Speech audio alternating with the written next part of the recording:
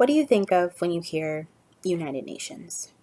Refugees giving their testimonies, fleeing from oppressive governments, Emma Watson delivering an impassioned speech about males supporting feminism and vice versa. The people of this country are constantly subject to the lauds and praises bestowed upon the United Nations, an international institution without which human rights across the globe would be left to the auspices of despotic rulers. But is that really the case? If we look past the narrative that the media and most politicians have presented us with, we'll actually find that the United Nations is not an effective tool to protect human rights across the world. In 1948, the United Nations issued the Universal Declaration of Human Rights. These include the right to not be enslaved, the right to free expression, and the right to seek from other countries asylum from persecution. However, of the 48 nations that signed the declaration, many of them still find themselves in media headlines for contemporary human rights abuses, and those nations that don't sign the declaration are often in strong alliances with members who did. A majority of the attention, the funds, agreements, treaties, and sanctions that occur within the United Nations are relegated to the permanent and the most powerful nations of the UN. Sure, human rights are protected in the United States, Britain, and France, but what about the billions of other people that live elsewhere, or for that matter, those that do live within the borders of those countries, seeking representation for their abusive conditions every day? The Charter of the United Nations begins with the words familiar to Americans: "We, the peoples of the United Nations." But that's just the problem. The United Nations only serves the limited national interests of those represented, 193 countries to be exact. Who is missing there but ordinary citizens? Is democracy truly protected worldwide when nations like China and Russia have vetoed over 100 security measures in the last 20 years?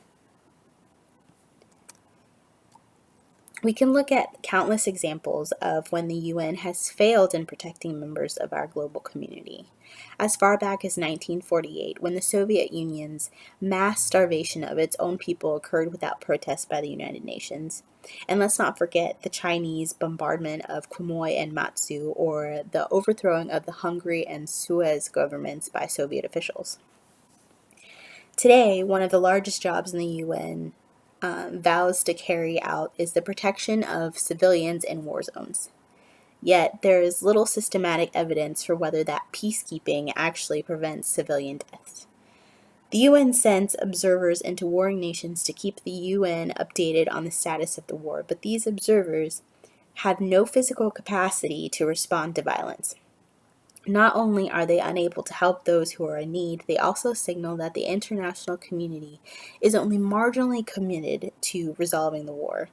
What reason do we have to suppose that any big war would have taken place if the United Nations had not been brought into existence? Margaret Huang, the executive director of Amnesty International USA, says of the UN, "The UN is like your conscience. It can't make you do the right thing, but it can help you make the right decision." If that is true, why have wars themselves littered our globe for the past 20 years? On January 31st of 1999, United Nations Secretary General Kofi Annan outlined the need for what he then called a global compact, an agreement that engages the private sector to collaborate with the United Nations to spread good corporate practices in the areas of human rights. According to Dr. Rash of the University of Warwick, compact participants acknowledge that there is neither the time nor the need to wait until national governments get it right. And international law sets binding regulations. If the UN really doesn't have the time to wait, why has the UN stalled year after year in addressing North Korea's repeated ignorance of UN nuclear prohibitions? Why are any of the P5 nations allowed to engage in an alliance with Saudi Arabia, noted for their government's repeated abuses of women? Persecuted citizens in India, Pakistan, and Iraq, all signers of the Declaration of Human Rights, by the way, are fleeing from their countries because they are not allowed to have private religious beliefs.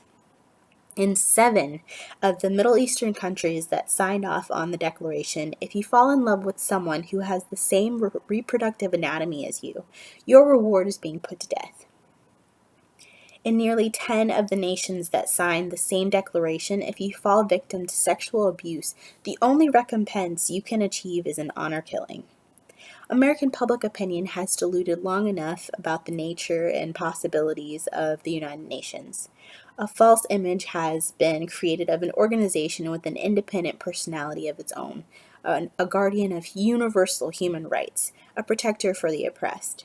But the truth is that the United Nations is nothing of the kind.